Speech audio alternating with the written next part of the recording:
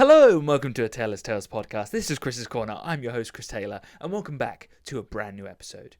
This week, I'll be talking about a range of things. It's going to be a wild, bumpy ride, people, so be on me. It's been a week. I took a week off just to relax. I will talk about why I took a week off podcasting past episode 100. Big milestone for me and for the podcast to be getting over that big 100.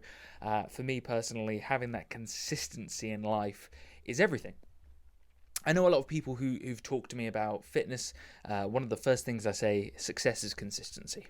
Success is consistency in everything. I've noticed this now in life. Like, if you're not a consistent person, if you find yourself being someone who is highest of highs, lowest of lows, in, out, that will be probably one of the first things you're going to have to fix. One of the first things that I did was that I just found things that you hear successful people do, and you just implement them into your lifestyle. Reading books, you hear this all the time. A lot of people I hear, I just can't concentrate on reading a book. Some things you know are good for you, but you don't really want to do, like eating good food and finding the way that works for you. The experience along the way is consistency. And I put the podcast down to consistency as well. But that's not the first thing I wanted to talk about. Let's talk about The Rings of Power, Lord of the Rings of Power, Amazon series that has just come out. I want to get my thoughts out while they're snappy. First of all, I want to talk about how the series itself was perceived before it was even released. So basically, Amazon are putting all their money, they're putting all their chips on this. They're placing them. Obviously, they're a big company, so they can afford to be able to put this amount of money into a project. However, what they basically said is put themselves up for a fall a little bit in some way or another by releasing the amount of money they invested in this project. I would not have done that personally, because the public will have a higher expectation for the quality of the writing of the show itself. This is one of the best things about The Lord of the Rings, the original series, is there were no expectations for it. There were no high hopes for this project. It was a side project by Warner Brothers. I believe it's not. No, it might not be Warner Brothers.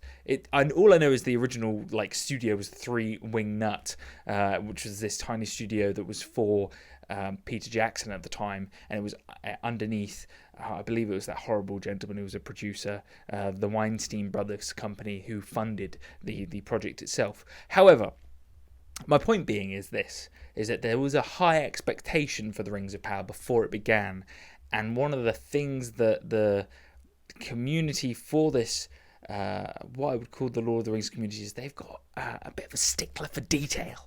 They've got a little bit of a stickler for detail. And to be fair to them, Tolkien has written enough content for us all to be able to get through in a lifetime or so.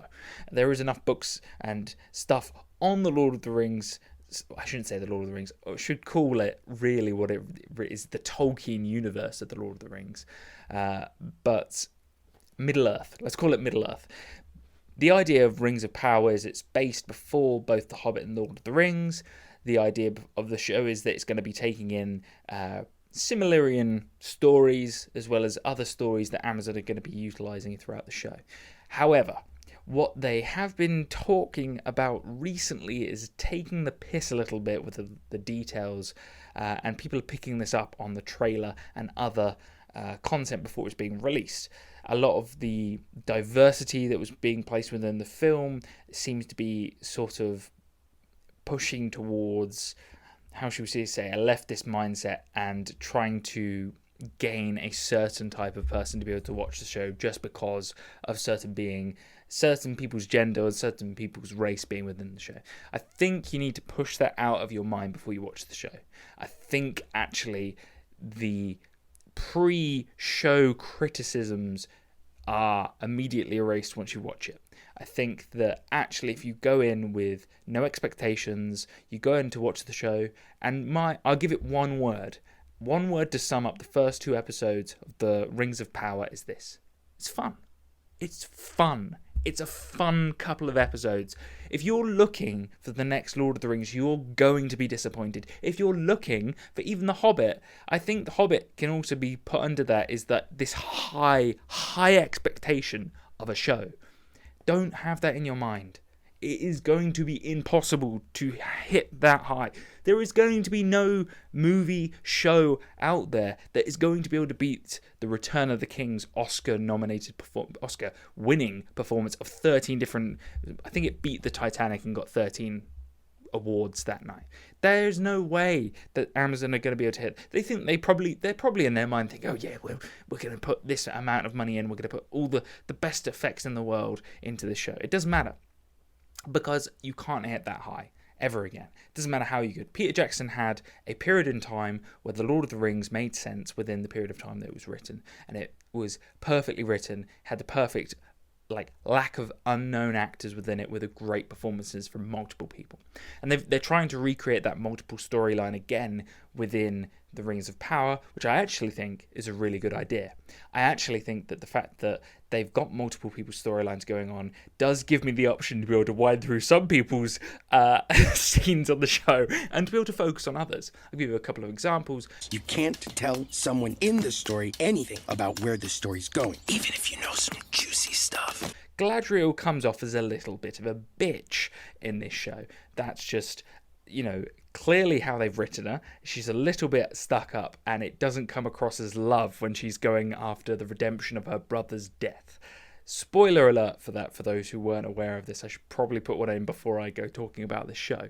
But what I will say is that the writers are clearly trying to show some sort of redemption before The Lord of the Rings, because if they don't, and if we get to the end of this series, we will be questioning the writing for that character wholeheartedly. How does somebody who's a loving, almost dichotomy of light and darkness and be a guide to the Fellowship turn into kind of this warrior type, she-warrior? It does become a little bit like, is that the right writing for that character? And it does come across as a little bit forced, shall we say. However, that's as negative as I'm going to go with this show. I actually think the first 2 episodes are great. If you look around the Hobbits, I love that they've done the accents quite nice. It feels a little bit like a nice little reminder. One thing I would have liked is if they'd got the authorization from Peter Jackson and Howard Shore to be able to use the Hobbiton music. It was lacking, and I didn't feel like I was in a Hobbit landscape.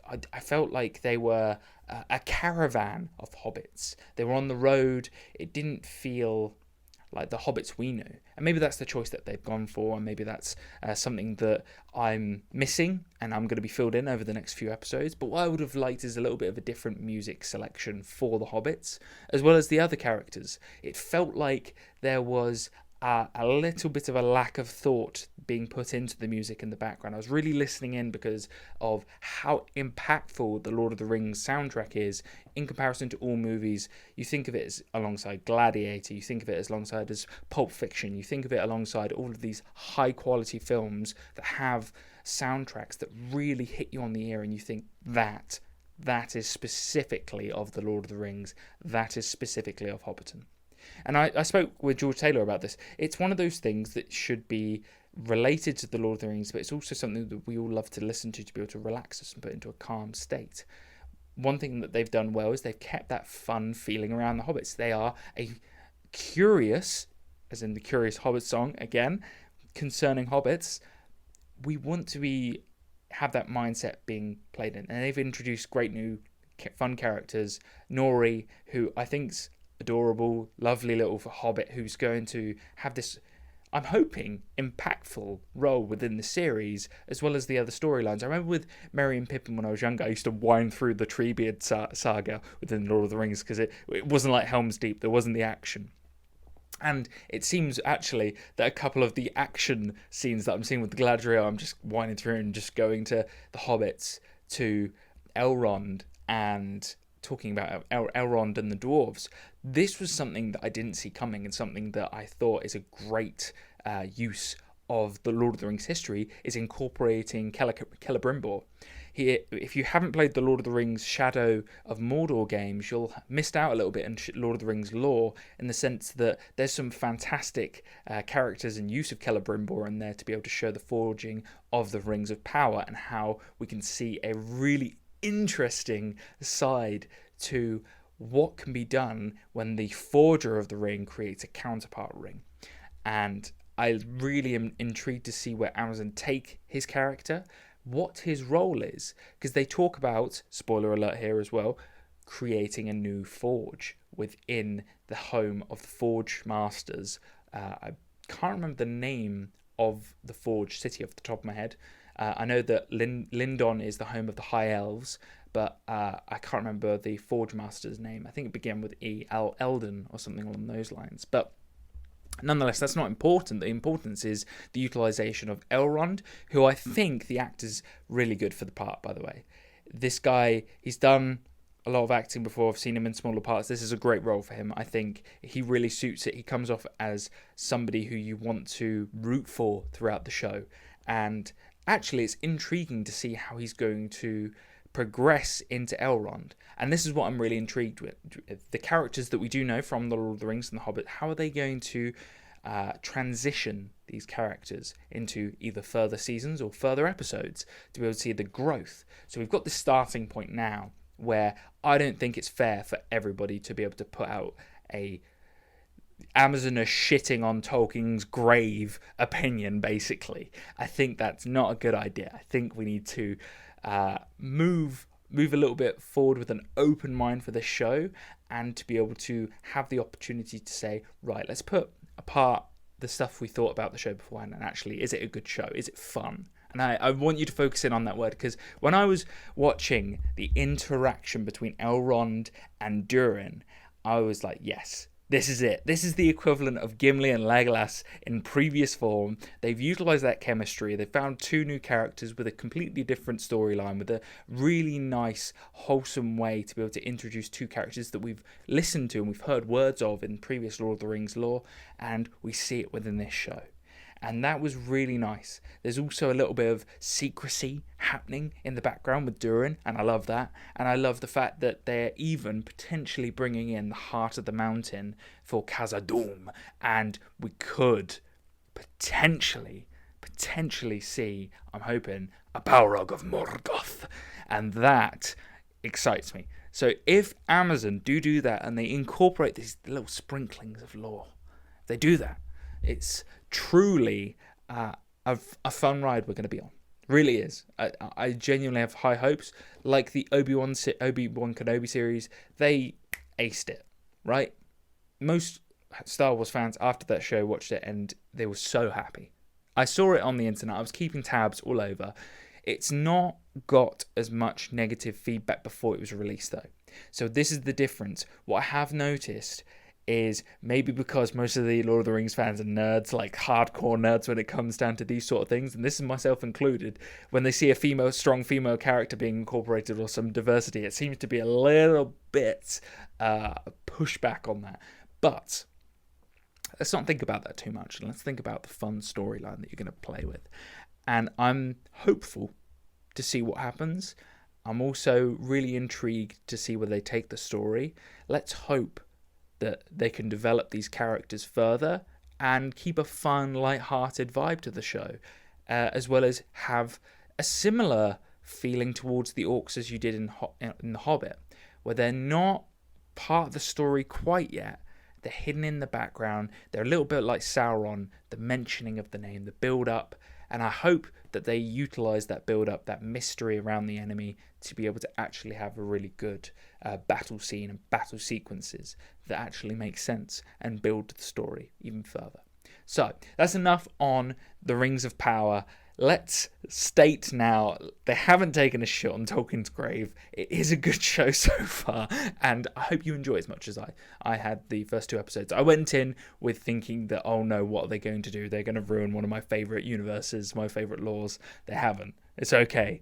Keep hopes up, guys, on that one. So, apart from that, what I do want to talk about, one of the reasons why I skipped last week's episode, is because at the moment I am, and I may have mentioned this in previous podcast, is that I'm currently looking for an apartment at the moment, and it's turned out to be one of the most difficult, stressful things I've done in a while. They do say that house hunting and selling a house or finding a house is one of the most stressful things you can do. I totally understand why now. I didn't realise how competitive the market is right now. I'm lucky enough where my finances, because of this new role that I'm going to, are pretty flexible, and that I have a little bit of a range. But what I do find is that the ones that you do want, the really good ones, they get snapped up real quick. Thankfully, until I start this new role, I have been able to just zoom off to different viewings.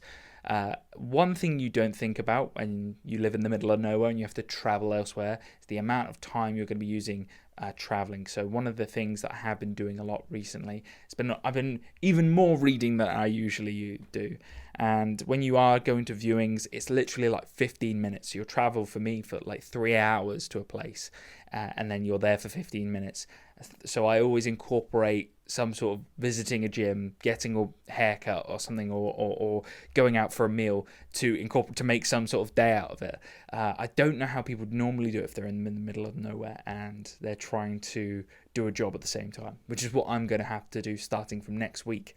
And if this viewing that I've got up and coming doesn't work out and I don't find a place pretty ASAP, it could become even more difficult than it already is, because I haven't been working and I haven't had to book days off and stuff along those lines. But house hunting, I think it's going to get worse in terms of, not for me personally, but for the market in general.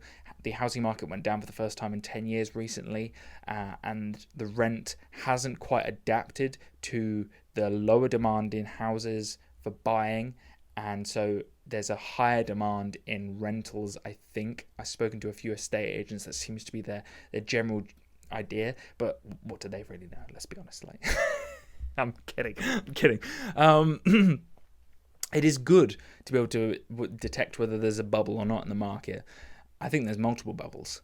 And one of those things at the moment is that, when are they going to burst? I think it's a ticking time bomb, and it's going to be biblical when it pops. I think one thing I have realised since speaking to a few estate agents is the valuation of certain properties, of certain places. I recently heard a few valuations from friends from where I used to live, and these like semi-detached 3-bedroom houses worth £450,000. If that doesn't say to you overvaluation, I don't know what will. This is when I heard that, I was like, oh my god, the market is going to die. This is such an overvaluation of assets I haven't seen in my lifetime. Genuinely, the last time there was this sort of overvaluation, I was 12 years old. It's just not possible. Anyway, I digress. I shouldn't be going off on a rant there and destroying and saying the economy's going to fall apart, the sky's falling. Run for your lives! Everyone run for cover! The sky is falling! No, that's not what I'm here to do. Just make sure you got your ARC, and make sure you're financially literate, which is what I wanted to talk to as well. That's something that I have been focusing on recently. Something that I have been really thinking about is that I haven't ever been taught how to read a balance sheet, or had to be able to understand cash flow sheets, or to be able to understand an expenditure and income sheet until recently. And so it's been really intriguing for me to be able to start the basics, understand what's an asset, what's a liability, understanding when I get income, it's from an employer normally. That's how for the majority of my life, I've received income, mostly either through portfolio income or through, I should say 10% portfolio income, and then 90% from an employer. And what you realize is that that's actually really risky, because you haven't allowed yourself to be able to find new ways of building up your income from multiple sources. And therefore, if that source, your only source, goes, that's it. And it's made me really think about how we teach people in education. Rich Dad Poor Dad, again, I go on about this book, but I've been reading multiple of his books to be able to get a really good insight as well. But I haven't just been reading his series. I've been reading Financial Accounting for Dummies, just because it's a good way of getting basics and understanding. And then I've been reading My Next Door, The Millionaire Next Door, as a good way to be able to get a good percentage of the, I wouldn't say the highest level of millionaire, but they're millionaires, and how they've managed to be able to get to that place in the first place. And actually, if you want to be within the 1 million to 10 million mark, which for majority of people, they do want to be in that mark, it's actually, they make it out sound a lot simpler than you'd think in your head of how you got there. And a lot of it has to do with the standard of living and how most people overspend. One of the most interesting things I read in the book was that the majority of the millionaires don't have liabilities such as flashy cars, flashy Rolexes, massive houses. They live within their means. And that to me is really, really interesting, because the first thing that we're taught growing up is that, footballers, they've got Lamborghinis, they've got big houses, they've got flashy watches, they've got really expensive clothes, all of these sports personalities. And actually, it's not financially intelligent. And it's really interesting now getting it from like this accounting aspect. And I know a few people I know who are accountants, so they're probably gonna, if they listen to this, gonna be like, Chris, shut the fuck up! Like, please stop shitting on my job and my role. You're butchering this. Doesn't matter. I think getting a general basic idea of what you're doing is the important part. And to me, it's really interesting, the side of analyzing how people become rich and who's actually rich in mindset and who's poor in mindset and will not probably keep their wealth. And there's a couple of footballers who have gone bankrupt, and there's a lot of people who've won the lottery and gone bankrupt because they've got the poor man's mindset and not the rich man's mindset. So it's fascinating stuff to me personally. And it's little adjustments here and there. And as I said in one of my previous podcasts, it's a learning game. It's just constant learning. I think one of the first things that I realized a couple of years ago, probably in 2019, 2018, I had a realization that even if I finished university, the rest of my life, I would continuously have to learn. There would be no end to my learning. And it was this thought like, oh no, but also, right, this is the learning that I wanted to learn. And it's up to me. And it's solely down to me to be able to figure that out on my own without anyone else. And you may understand this in the sense that you go to school and you're wondering why you're learning about stuff that you don't really care about. And I do think that this is this old-fashioned mindset of how we are educated and how we can educate the masses. I don't think the system that we have at the moment is the correct system for the majority of people. I think that it does say a lot when you look at the overall rich and highly wealthy people aren't normally the people who are getting A's and A stars. If you look at the top 1%, a lot of them are college dropouts. Not to say that you shouldn't get college educated, that's not what I'm saying. I'm saying that it's very interesting to see that it isn't a necessarily correlation between being highly educated in school to meaning success. So I do want to research this further on my own, so I will continue to be progressing my own financial literacy as well as my own education, doing more languages, more reading, more writing, being able to understand my thought process a little bit better, but also trying to criticize myself, understand where my flaws are. One of the things that I spoke about recently with George was like the amount of times I was saying like in that conversation, and it's a pause word that I'm trying to remove completely from my brain, but it does happen when I'm talking to other people. It seems to be when I'm talking with someone else, I don't do what I'm doing now, where I have this streamlined thought process. There is no need for me to be able to think of what's coming next. It is just, here's what's going on. And I don't think that some conversations I have found where it's easier for me to be able to think things through, and there's others that we're just fast. That's how it goes. And sometimes you're just having fun. Sometimes you're literally just so in the conversation, so linked in, so laughing. Like, that's one of the things that I love talking to my friends, is that I know I'm going to have a laugh. I'm going to have a laugh. And it's going to be me like the guy from Good Will Hunting, sat in the chair backwards.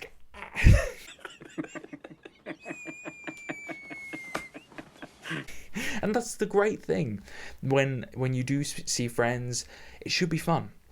And I have really, really appreciated that recently, is that you don't need to see people all the time, but when you do see them, if you're not having a laugh, there's something wrong there. And that's one thing that I've definitely narrowed in on, is like, don't take yourself too seriously.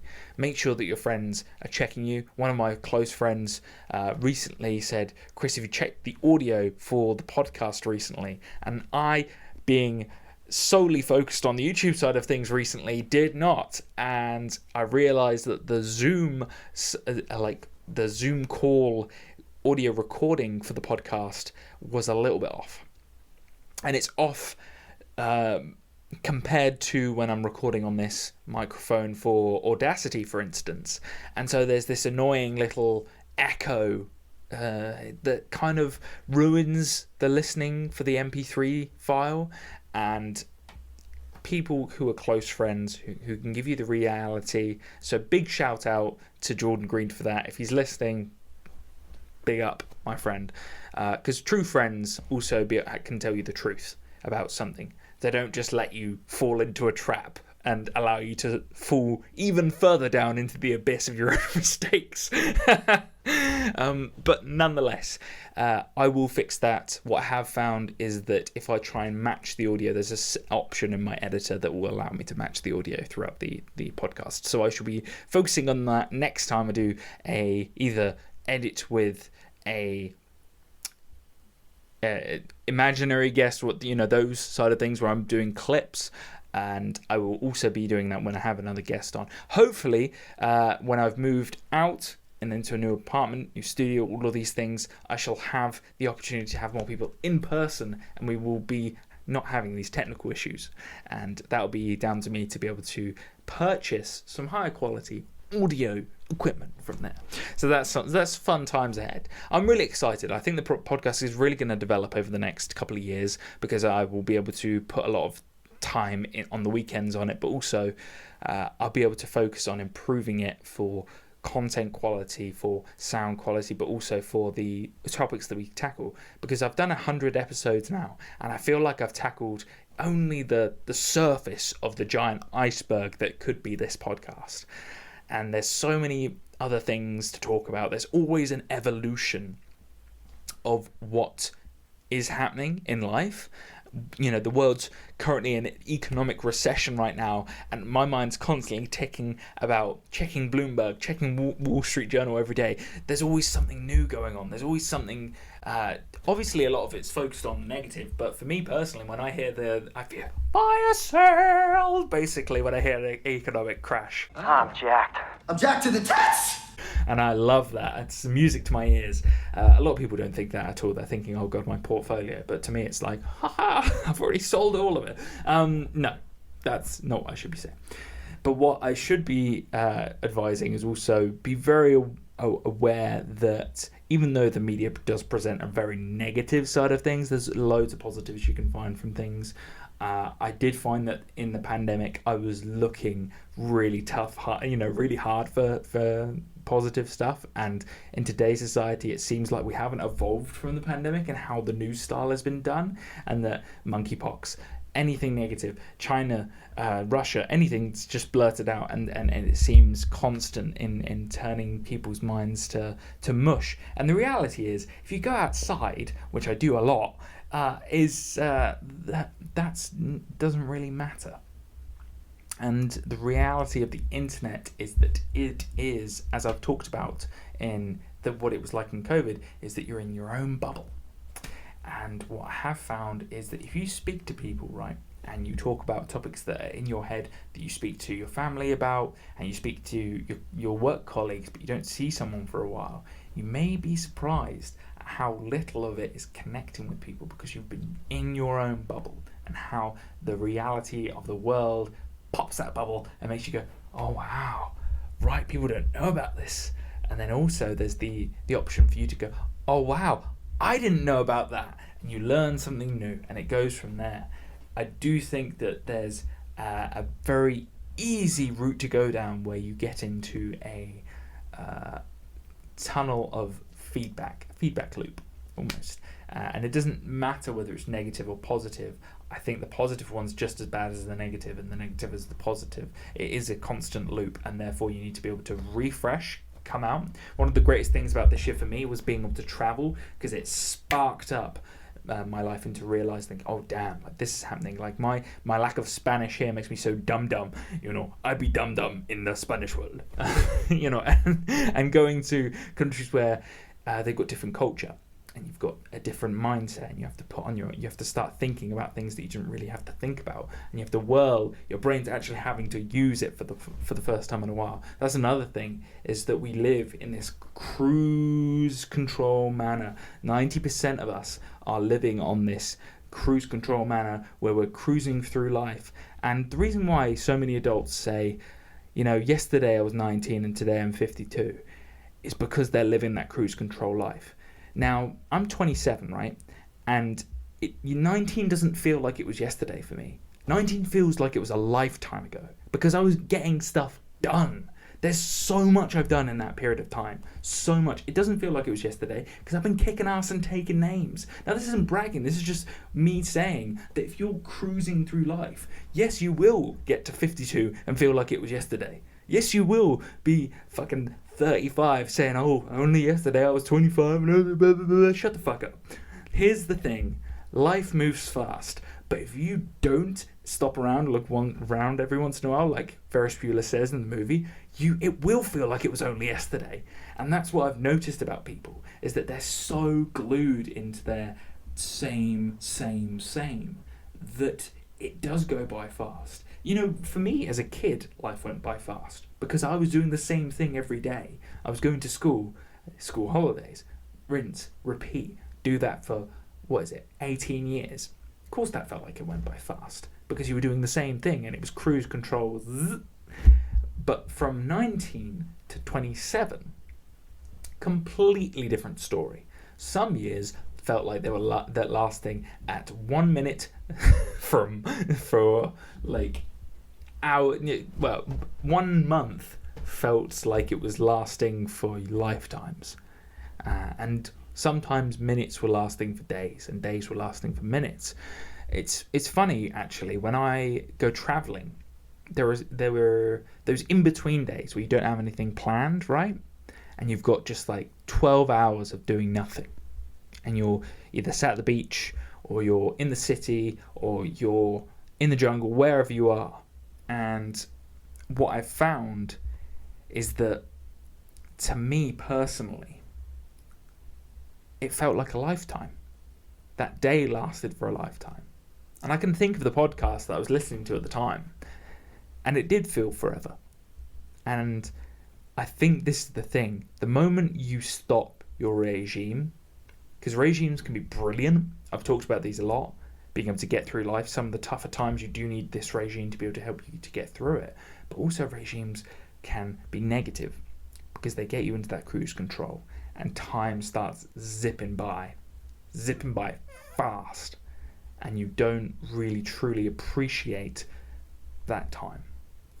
And I don't want to, I don't know about you, but I don't want to get to 60 and be like, oh God, I've got so much more to do. I want to do this. I want to do that. I still haven't done any of this. Oh God. You start panicking, and you get to that point where you're thinking to yourself, but I'm going to be old and I'm not going to be able to do stuff at 70. Nah, screw that.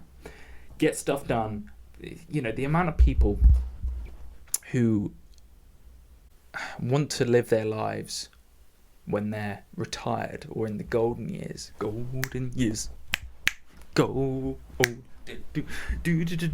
Love that. George will appreciate that. Golden years, but David Bowie.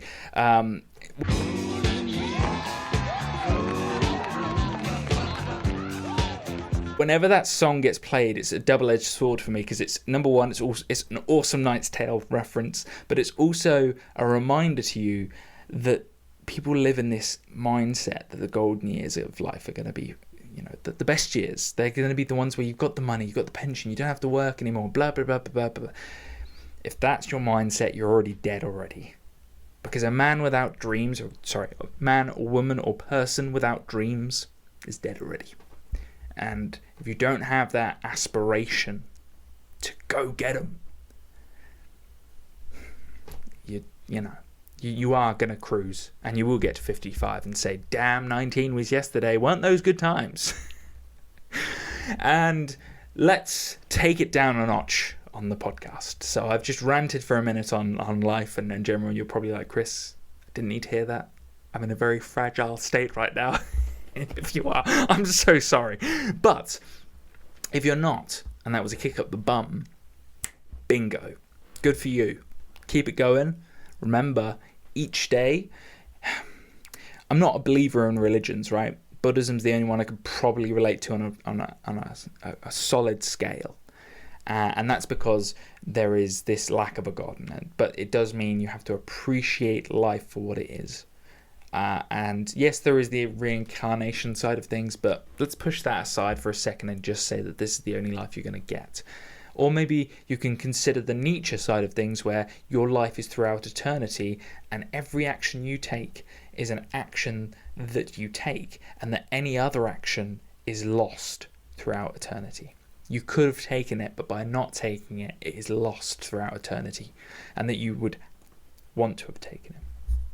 So I think there's this great saying, isn't there, that it's better to regret doing than to regret doing than to regret not doing. Because you can always look back and say, yeah, I did that thing, but at least I did it. If you haven't done it, you'll look back and say, damn, I wish I'd done it. It's a big one. It's a big one. Anyway, apart from me nattering on life, we've talked about the Rings of Power, talked about the housing crisis and the housing competitiveness out there, and how do you deal with that? I didn't actually end on that. What I do want to say on that is the only way you're really going to be able to get a foot up is what I found is that you've just got to bring your A game in terms of seeming like the nicest person the landlord or the estate agent's ever going to get, basically.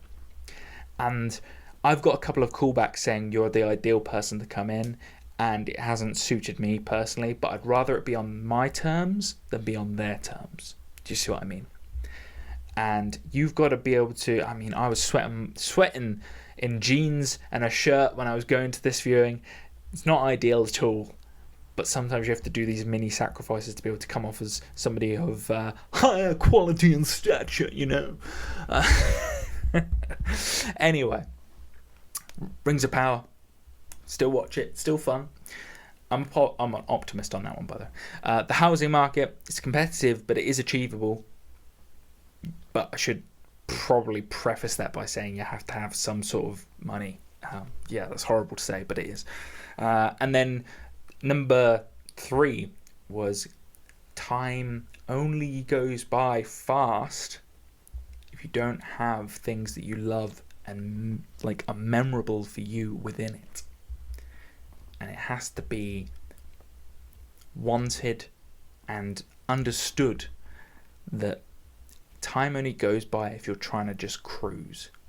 We're hustling to get what we want. It's the only way. One of my favourite things that I do every Sunday is I get to run and I get to post just a picture of that running picture, because it reminds me consistently of how much I love doing what I do. There's literally no one cares. No one gives a fuck. That's fine. That's literally okay, because for me, it's super meaningful. The words that I write are meaningful to me. It doesn't matter what other people think, because it is up here. And that's super powerful, because it allows you to continue. And there are some things that you need a regiment for, but other times you need to shake it up and look back and think, glad I did that. So, let's end on that positive there. Make those memories. Hope you already are. If you are, congratulations. Enjoy this beautiful thing we call life. And maybe I'll see you down the road sometime. So, this has been a Teller's Tales podcast. This has been Chris's Corner. I've been your host, Chris Taylor. And as always, I hope to see you this time next week. Bye now.